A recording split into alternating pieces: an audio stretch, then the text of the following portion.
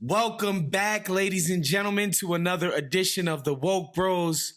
Of course, I'm your co-host, Big Wos, aka Wosney Lambre, joined as always by my comrade, Nando Vila, and for the first time ever, a very special guest indeed.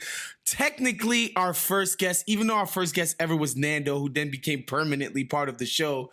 Our real first guest. It was an audition. Guest, I didn't know about it. It was just an audition. It was an audition that we didn't tell him about. Yeah.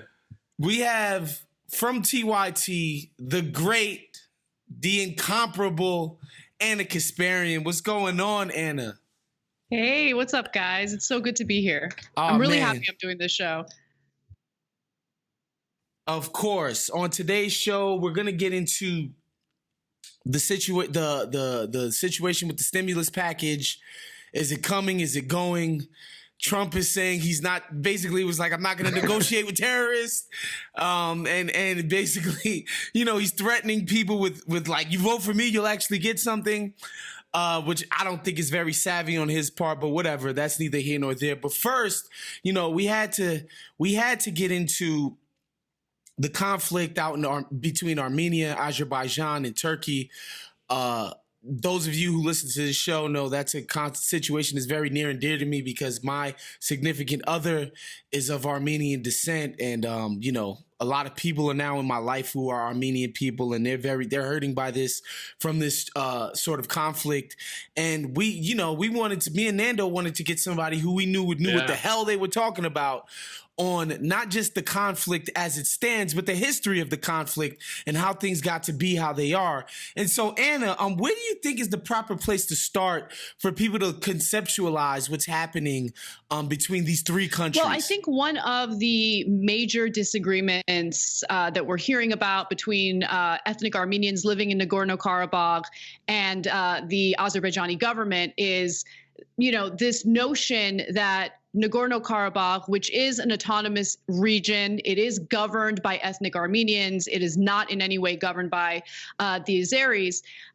You know, that land internationally is recognized as part of Azerbaijan, but it's not enough to just simply say that and accept it because the history is actually a lot more complicated than that.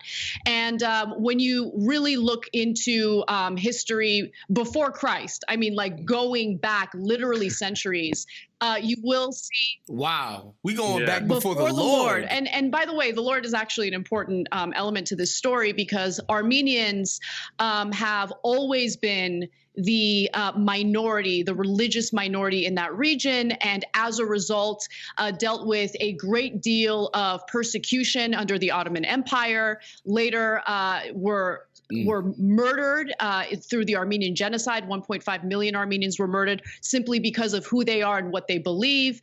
And then once you have this Russian Revolution and then Soviet rule, things get even further complicated because ethnic Armenians who have been living in this region for literally centuries are essentially dealing with being colonized essentially, and also being used as a chip in this game of leverage between Russia, the Soviets particularly, and Turkey.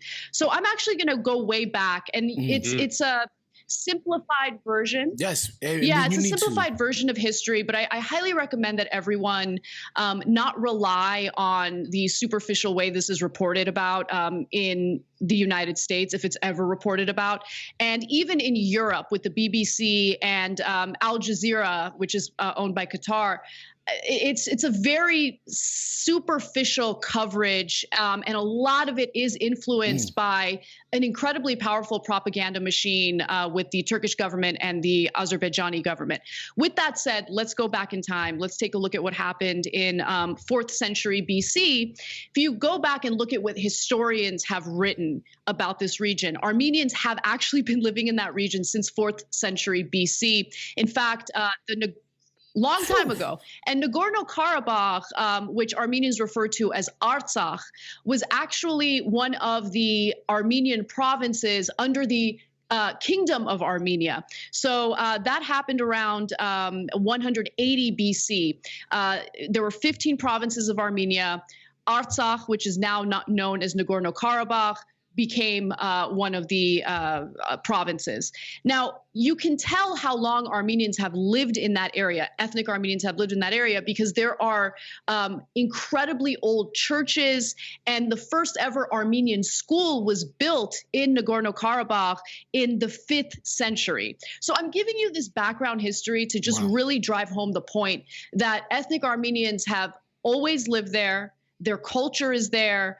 The architecture and the cultural influence of ethnic Armenians remains there. And most importantly, the majority of people living there today are Armenians. They are ethnic Armenians, and they have been fighting aggressively in order to join Armenia as a country. Now, when you look at a map of Nagorno-Karabakh, it is within Azerbaijani territory, which does make things complicated. But how did that come to be? Can you tell the people who drew that map? Yes, exactly. Sorry to cut you off. How did that come to be? Okay, so this is where things get a little sketchy, and it's important to understand how the history works. So during Soviet rule, it didn't really matter who that territory belonged to, because both Azerbaijan and Armenia are under Soviet rule. Nagorno-Karabakh is under Soviet rule. They're governed by the Soviets, period. But when the fall of the Soviet era happens, that's when things get complicated. Now, in the 1920s, you have a situation in which Joseph Stalin decides that he wants to influence Turkey, possibly convince Turkey to join along with this trend of communism.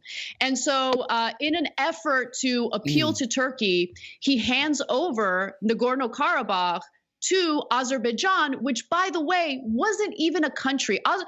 Azerbaijanis are ethnic Turks, okay? Azerbaijan was not a country until about 1918, when, with the help of the Turkish government, they invaded Baku, the capital of Azerbaijan. They took over, and by the way, they slaughtered 30,000 ethnic Armenians in the process of doing that. They love to make themselves out to be the victims, but they never, ever cite the atrocities that they committed to the Armenians, the ethnic Armenians living there.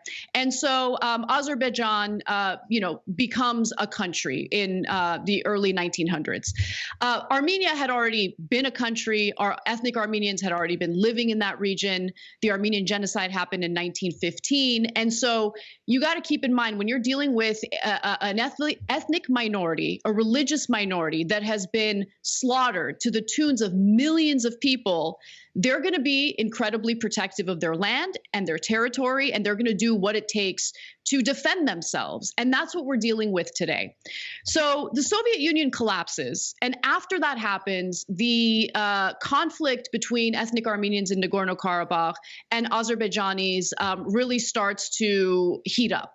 And ever since then, we've been having these sporadic wars break out, and we currently have a war right now with both sides attacking one another. But I want to be clear that the Azerbaijanis, despite what they say today, were absolutely the ones who struck first, because the current president of Azerbaijan, Ilham Aliyev, wants to essentially appeal to the nationalist base in his country. There has been an economic collapse as a result of oil prices collapsing in Azerbaijan. Azerbaijan historically has been an oil-rich country. And so in an effort to appeal to the nationalist people in Azerbaijan, he's now shifting his focus away from economic issues and more toward nationalistic issues, primarily pushing ethnic Armenians out of Nagorno-Karabakh. That's what's happening today. So when the Soviet Union collapsed, what's important to remember is that since the population of Nagorno-Karabakh is overwhelmingly Armenian, they decided to hold a vote, a petition essentially, which they sent to Moscow saying that they want to become part of Armenia. The Azerbaijani government was not happy about that, and so they begin to attack. Armenia miraculously defends itself, becomes an autonomous region that is governed by Armenians. It is funded by Armenia. And the Azerbaijani government, if you look at how they fund areas, within their so-called territory, they, don't really fund this area. They don't care about this area, and just, things just flare up here and there. But for the most part, it is an autonomous region. So the issue that I have is, the international community, based on what Joseph Stalin did in the 1920s, recognizes Nagorno-Karabakh as Azerbaijani land. No, I'm sorry, not buying it. The Soviets, obviously the Soviet Union collapsed. You have a group of people who have defended themselves and their land. Okay. And then at the same time, I don't really care what the international community has to say about that region, especially when you only have about 22 countries in the world acknowledging that the Armenian genocide happened. And so I mentioned that because they have really no leg to stand on or no credibility on this very issue. I think that the people who live in that region have the right to self-determination. The majority of them are Armenian. They've been governed by Armenians. I think they deserve to make a decision about who owns that land, who lives in that land, and who governs that land, period. That's where I'm coming from. And so I just wanted to zoom out and maybe paint a very simple, maybe simplistic picture of what the conflict is today, just so that people, I'm sure that the vast majority of people, and no, this is not like to disrespect anyone, but this is not like a region of the world that is very well covered or anything like that. So they probably just don't even know what happened. They just hear that there's something going on. But I think basically what's going on is that there's three countries kind of in a line, right? There's Azerbaijan to the east, there's Armenia to the middle, like right in between, and then there's Turkey to the west, right? And so Armenia is kind of sandwiched between Turkey and Azerbaijan, and then on the border between Azerbaijan and Armenia, there's this region called Nagorno-Karabakh, which is this very mountainous region, kind of very unruly in that sense, because we assume that national boundaries are just like this easy thing to kind of, they're just like a thing on the line on a map to establish. But you really have to assert state control. It's kind of like how in parts of northern Mexico, the Mexican state can't control these kind of remote mountainous regions that are controlled by the cartels, right? And I'm not comparing obviously, but it's not easy to assert, a country's authority over certain regions. And there's this area called Nagorno-Karabakh. Vast majority of people living there are Armenian. It's maybe in some extremely limited technical term part of Azerbaijan, but for all intents and purposes, it's it basically operates as its own independent country. And about 10 days ago, the Azerbaijani government basically started bombing. Is that correct? That is so correct. People can understand. Yeah, definitely. Sorry, I jumped into history and stuff right away. But yeah, that is what's happening today because, again, the Aliyev, who's the president of Azerbaijan, has decided to essentially appease the nationalistic, element of the country by taking over Nagorno-Karabakh, right? Yeah. And by the way, in terms of the international perspective and what's very likely to happen if there isn't some sort of negotiation and a ceasefire soon, you have all these international players who play a role. And what I'm worried about is Turkey has historically been, murderous, incredibly cruel to Armenians. Obviously, they're backing Azerbaijan. Azerbaijan denies that. But you have literal verbatim quotes from Erdogan of Turkey saying, yo, I got your back, Azerbaijan. Don't worry. We're going to take that land back. How are you going to deny that Turkey's involved when Turkey is releasing statements like that? Azerbaijan will argue that they're not the ones who attacked Nagorno-Karabakh first in the more recent war that we're experiencing right now. And I find that incredibly shocking because what incentive do the ethnic Armenians of Nagorno-Karabakh have to randomly provoke Azerbaijan? It just makes no sense. It's Azerbaijan that has clearly stated that they want ethnic Armenians to leave that land. It's not simply, oh, we want to govern that land. Azerbaijan wants to take Armenians off of that land, their homeland. And so it's just another continuation of the ethnic cleansing that Armenians dealt with in 1915 at the hands of the Turkish government. And it's disgusting. And it's important to note that Turkey is an important player in this mainly because they're a NATO power. I mean, they're in NATO, which is the sort of Western military alliance. Like, you know, NATO is a military alliance that was designed to sort of confront the Soviet Union, but when the Soviet Union collapsed, NATO continued. And so the United States is in it, all of the countries of Western Europe are in it, and Turkey is in it. So like the United States is in a military alliance, like the most famous military alliance in the world, probably, with Turkey. So Turkey is a very powerful player. And I think, Anna, maybe it's worth talking about the sort of importance of the region, because I think people are like Armenia, Azerbaijan, you know, barely even heard of these countries. It's like maybe like I saw it in a Borat movie or something, but, you know, like, this is an incredibly... Or they watch Keeping Up with the Kardashians. Exactly, yeah. Don't get it twisted.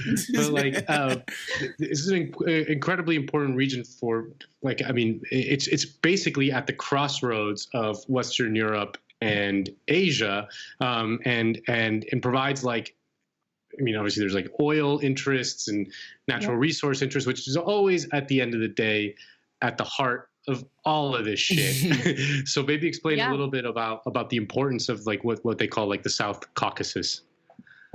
Yeah. So such a great question. And there are two main things I want to bring up. One of them is historical. The other is what's currently happening. So going back to the decision that Stalin made to essentially appease Turkey and hopefully get Turkey on the Soviet side, you know,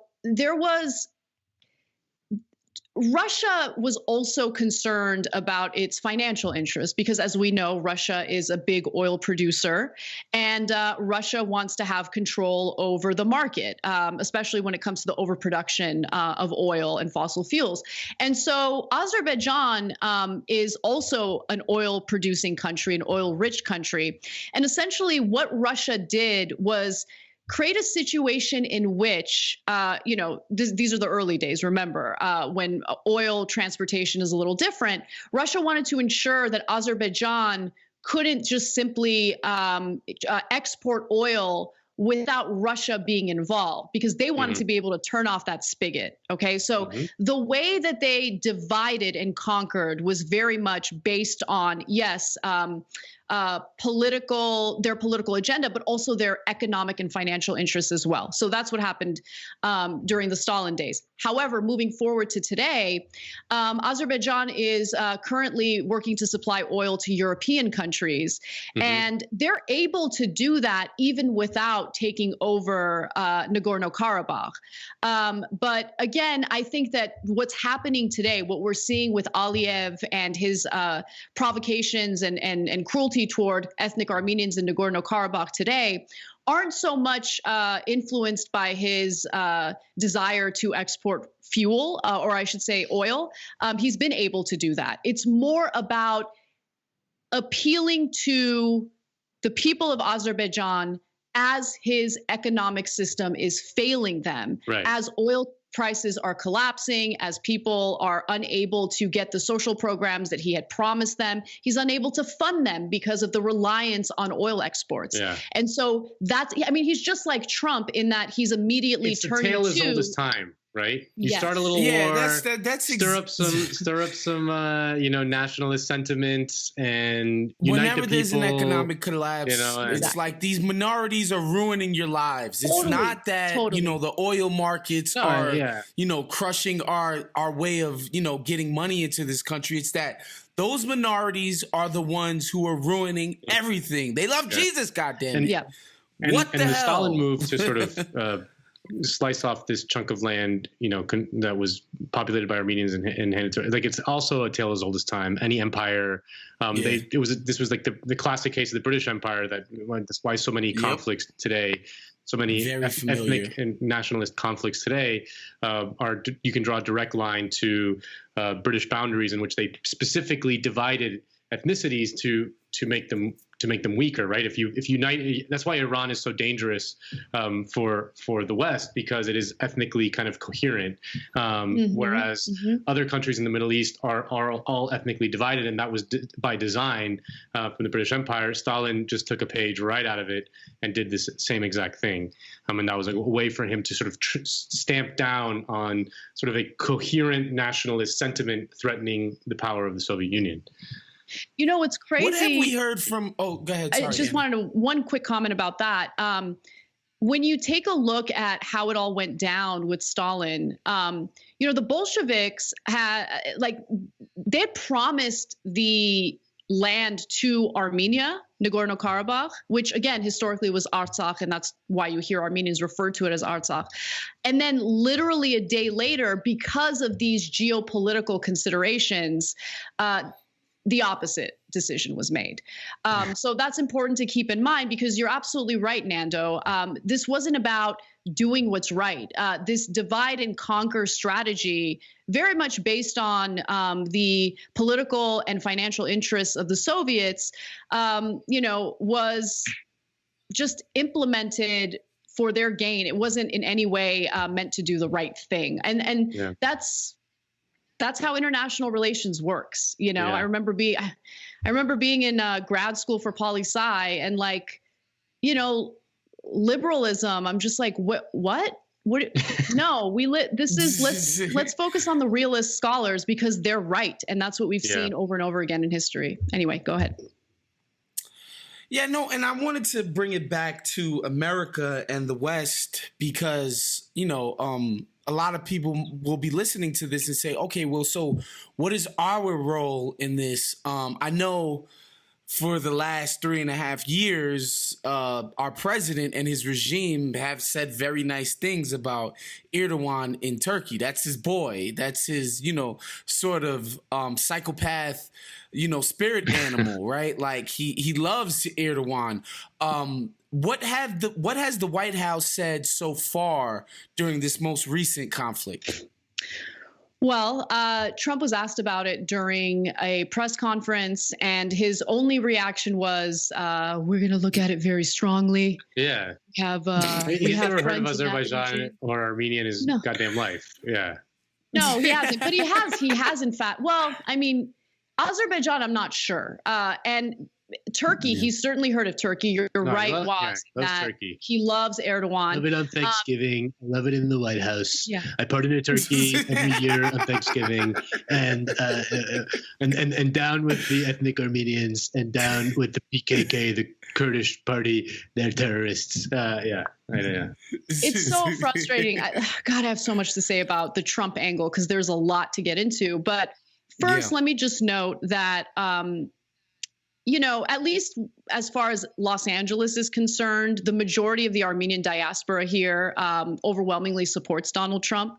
And I would just ask them, yes, I would. And I would just ask them bigly to please, I'm begging you, take a good hard look at his actions toward Armenia, his friendship with Erdogan. For instance, Congress is actually pretty close to passing a resolution that would finally acknowledge the Armenian genocide.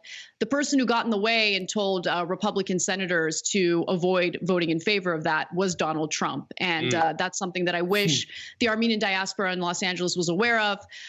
Second thing I wanted to mention was, look, if you look at how easily Erdogan influences Trump's decisions, that's one other cause of concern. I mean, everything's kind of blending together during the Trump administration. But remember, Trump had a call with Erdogan one weekend, and literally a day or two later, he withdrew American troops from northeast Syria essentially paving the way for Erdogan and, the Turkish military to invade and slaughter our Kurdish allies in that region.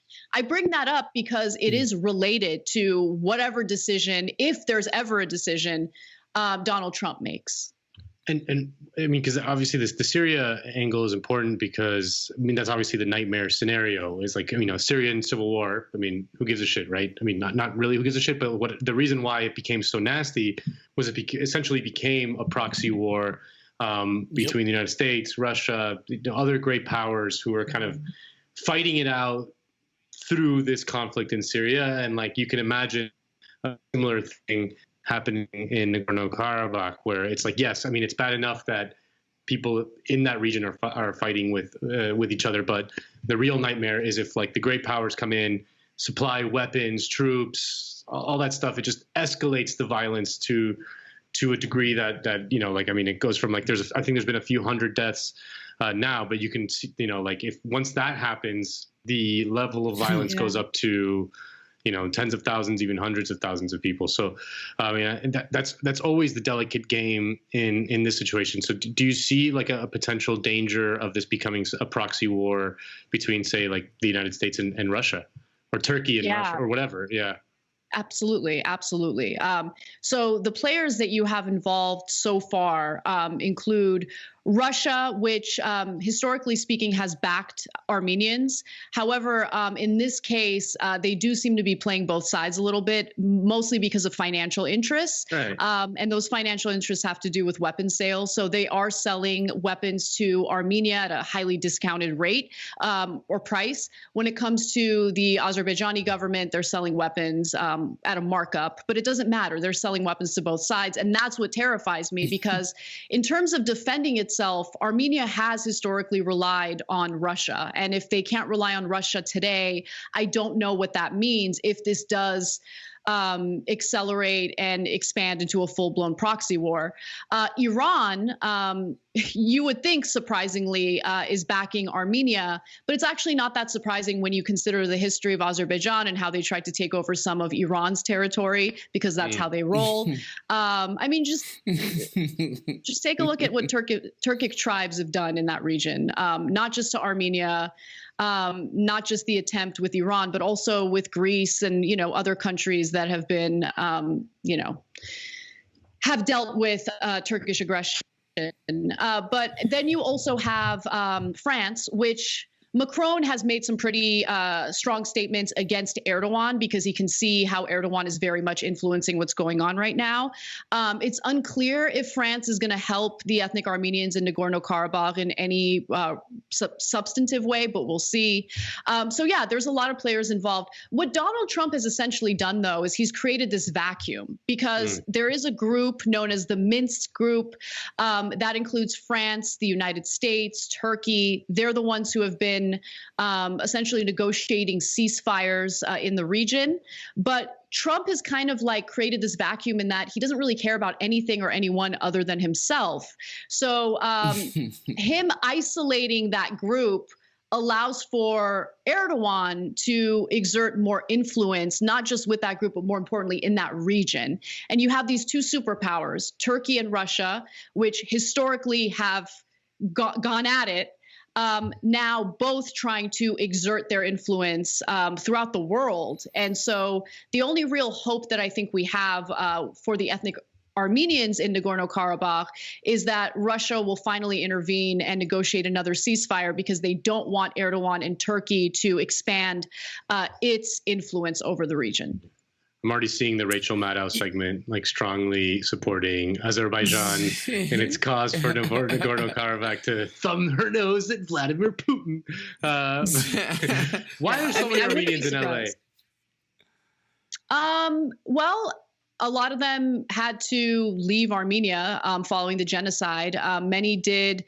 I mean, it's not just LA, although LA does have the largest Armenian population. I think it's like something around 8 million, which is bananas. Wow. I know. It's Why huge. is so many? Wait, there's 8 million Don't Armenian quote me people on in that. LA? Don't quote me on that. I think I have to double check that number, but there are definitely more Armenians in Los Angeles than Armenians in Armenia. Then there are people in Omaha, Nebraska. I mean, They mostly come after the Soviet Union collapsed, like in the early '90s, or like when was the I don't really know the history of Armenia in LA. It's just like, why do they come all the way here and not somewhere closer, like New York? I wish I had expertise on that slice of Armenian history, but I don't, because I know that my family, both my mom and my dad, who met here in Los Angeles, they immigrated to the United States in the late 70s. So, and I know that it was mostly for economic reasons.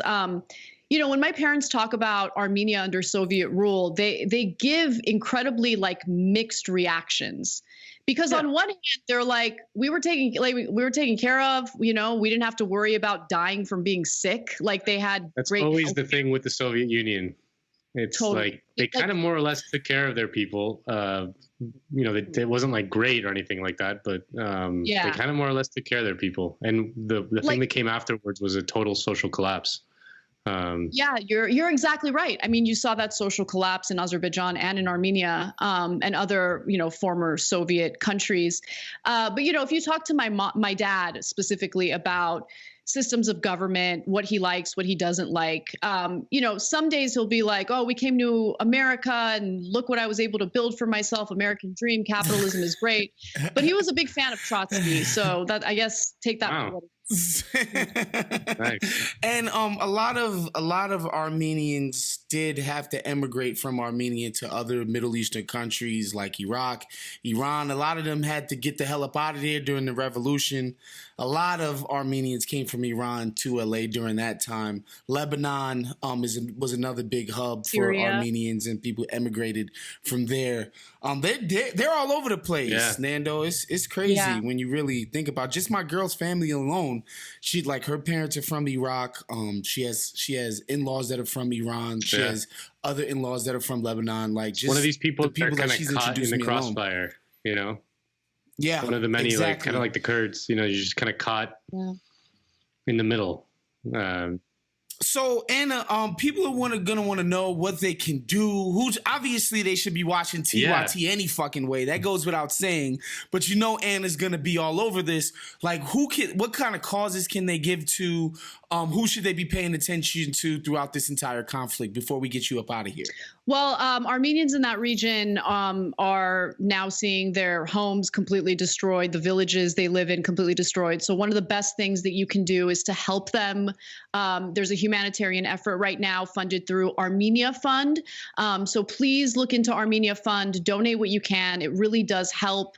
The people of Nagorno-Karabakh have made clear that they need those resources. So please help them out. Again, it's this tiny minority that's been surrounded by its enemies, and they've been defending themselves. It's a turkey sandwich, like the way Nando just explained it. It's turkey over here and turkey adjacent over here. Turkey sandwich with extra gravy, very, very good. Cranberry sauce. All right, so yeah, you heard it here first, guys. Make sure you guys can contribute to Armenia Fund. Make sure you're checking out Ana Kasparian on TYT because as you've heard and seen today, she's excellent. She's one of the best people in the game, man. Like if she wanted to sell out and be on CNN, she could have took over the world already, y'all. She would have been better than y'all. Aaron fucking Burnett. Come on. You know? I mean, are you kidding me? Thank you. Thank you again for coming on, Anna. You're the best. Thank you. Love you guys. Have a great show. Man, once again, want to say thank you to Ana Kasparian for coming on. That was probably one of my favorite segments of the year. She just laid out the facts so clearly and eloquently. Just amazing. Anyway, so now we move on to the stimulus. I think it was yesterday, the stimulus that just refuses to happen. Yeah. I think it was yesterday that Trump tweeted about his negotiations with the Democrats and that they want too much money and that 1.6 trillion was what we were giving. And I told Mitch, we're not going to do this until after I get elected, which obviously is Trump being like, you want the money? Vote for me. Instead of just giving people the money and gloating and basking in it, which I think would actually work, he's doing the opposite of, I haven't done shit for, when did they pass the first one, Nando? Wasn't that like April? Yeah. Yeah. It's now October. That's 6 Yeah. months. That's half a year.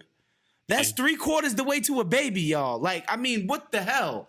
After not having done anything for no particular reason for 6 months, he wants people to believe that once he's reelected, he's going to take care of everybody. Papa's going to take care of you. So, Nando, bring people up to speed as to sort of the minutia of what's happening right now. So the stimulus bill, just to give a very kind of broad overview of what it really means, is basically an injection of money from the federal government into the economy, basically helping people survive the pandemic with cash, right? Like, do you remember it was like in the beginning of April and end of March where they passed the $1,200 one-time check payment, and then more importantly, the $600 a month unemployment insurance benefit, which is an extra on top of the existing unemployment insurance that existed in the state. So it's basically just giving people money to get through the pandemic in which everything is more or less stopped, right? And that original bill ran out. It was like it had a time limit on it, and it all ran out.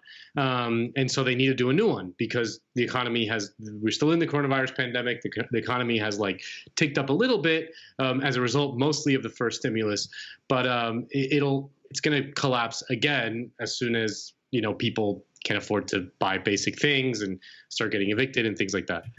Before you go on, Nando, I want to explain to people, and we're not economists over here, but it for a very long time, the people who work at Treasury, the people who work at the Fed and all of that stuff, like these people had a very sort of ideological stringency that said you don't just put money in the economy, right? Even in the worst of times, you just don't do that. That disincentivizes people to work and do this and do that. But what we saw with that $600 plus unemployment is that not only did it help people with money, it's like all these economies of things that depend on people to spend are able to stay afloat now. Yeah. Because people have money to spend on things and actually keep it moving. When Jeff Bezos, and we use him as a whipping boy every time, but when he makes $10 billion in 6 months, he's not putting it back into the economy. He can't spend that. Nobody's getting that money. It's just staying in his accounts. Yeah. Like this is like that. Instead of the idea of we need to do and Nando Vila get $1,000, we're spending that shit. We're putting that on the streets. I'm behind like jeans and like immediately getting put on jeans, haircuts, all of these things, your cable bill, whatever you want to call it, the supermarket, food, all of it. Exactly, yeah.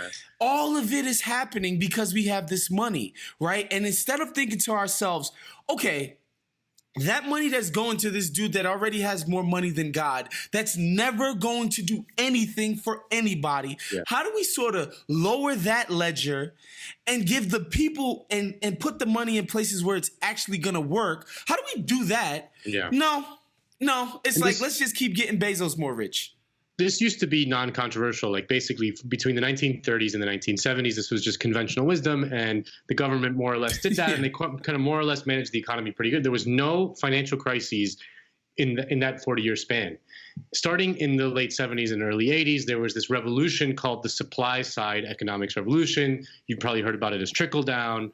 Reaganomics, I don't know, there's a bunch of different words for it, which then became kind of the hegemonic economic view, basically from 1980 through today. And if you look at the financial crises that have been since then, there's one basically every 10 years. There was one in the early 80s. There was one in the late 80s. There was one in the late 90s.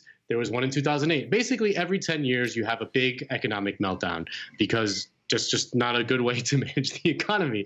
So everyone kind of understands, even like the most rapacious business leaders understand that there needs to be some sort of stimulus in the economy. If not, there's going to be an economic downturn and people are going to suffer and businesses are going to suffer and everyone's going to suffer because there just isn't enough economic activity because of the pandemic. So what ended up happening is that Trump basically pulled out of the negotiations. He was like, no, we're not going to do it. We're just not going to do it. Obviously, the Democrats want to give more money. The Republicans want to give less money. my secret theory is that the Republicans actually don't want to give any money. Like that they got all they wanted in the first coronavirus bill, which we talked about a lot on this show. We talked about and giving people money is just going to get them to think that this is normal and this is something that the government should actually be doing, which is anathema to everything the Republicans believe in. No. And in exchange for that $1,200 that we got and the $600 in unemployment insurance, what the Republicans got in exchange for that was basically $6 trillion for corporations, right? Literally, like just $6 trillion. Like that was the exchange.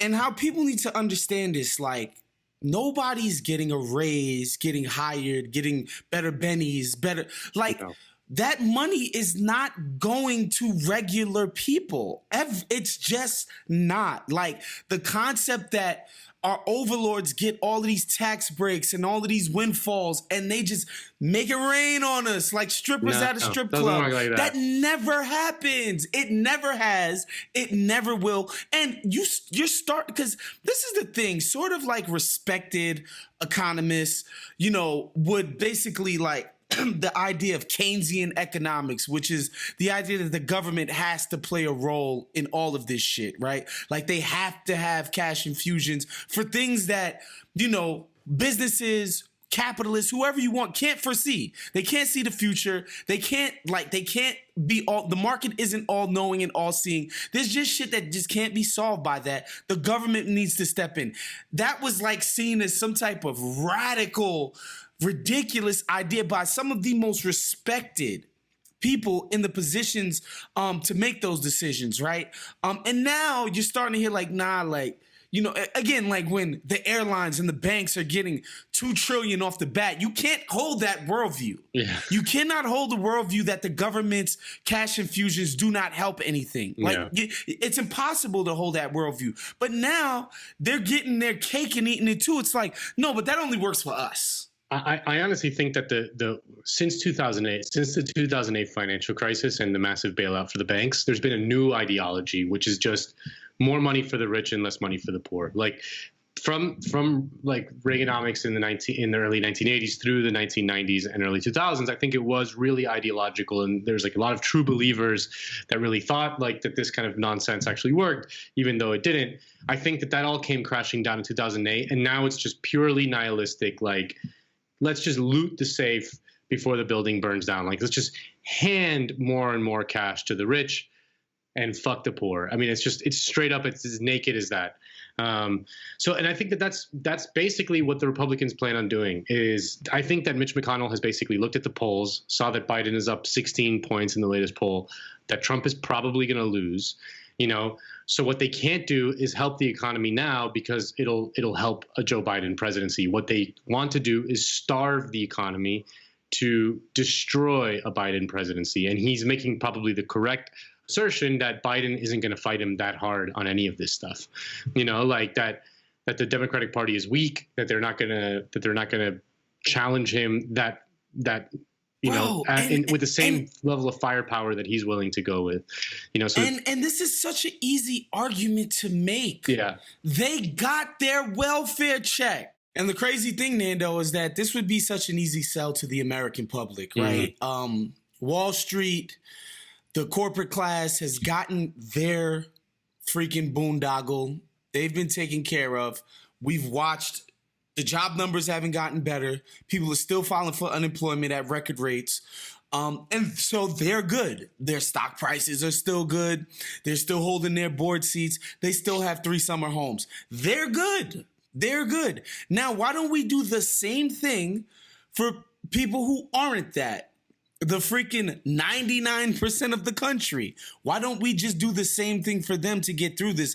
This is such an easy case to make. Again, if they hadn't done it for the corporate class already, you could say, oh, it's hard to sell government stimulus. People love to say, oh, it's welfare for niggers and Mexicans and blah, blah, blah, blah, blah. Like, they can paint it that way, but you can't paint it that way when the same exact stimulus has already been given to the market and the corporate class.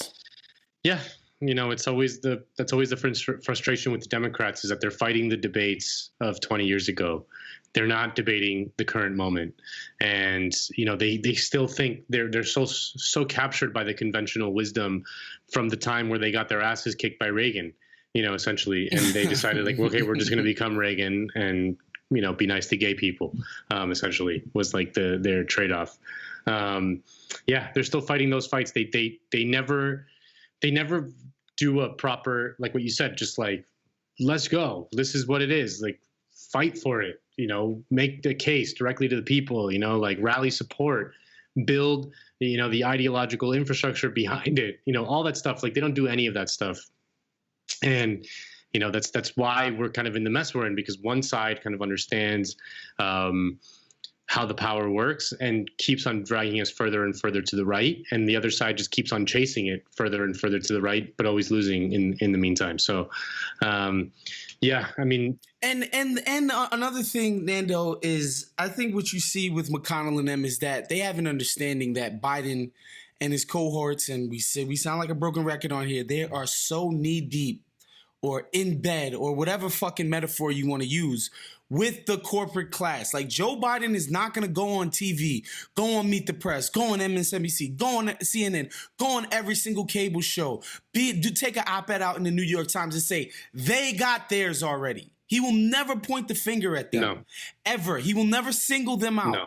He will never do that. And so McConnell and them is like, yo, this guy's fighting with one arm behind his back. We're going to fuck him up. That's what you see happening. Yeah. No, that's exactly what the dynamic is. So, yeah. And so there you have it, folks. Just keep an eye out on Stimulus Talk. Of course, again, we want to thank Ana Kasparian, basically our first ever guest on the Woke Bros, for coming on and breaking down that conflict between the three countries out in the Middle East. And of course, make sure you're subscribed to Woke Bros. Subscribe to the Bomb Feed, Nando's Let's Pod It Out, the Entourage Recap Pod. Make sure you become a Patreon of Count the Dings, patreon.com/Count the Dings. That's how we're able to provide all of this wonderful content for you guys. Happy birthday to my brother, Rob Lopez, man. I love you. I appreciate all that you do around here, my brother. I hope you enjoy your birthday. And we will see you guys next week. We out of here.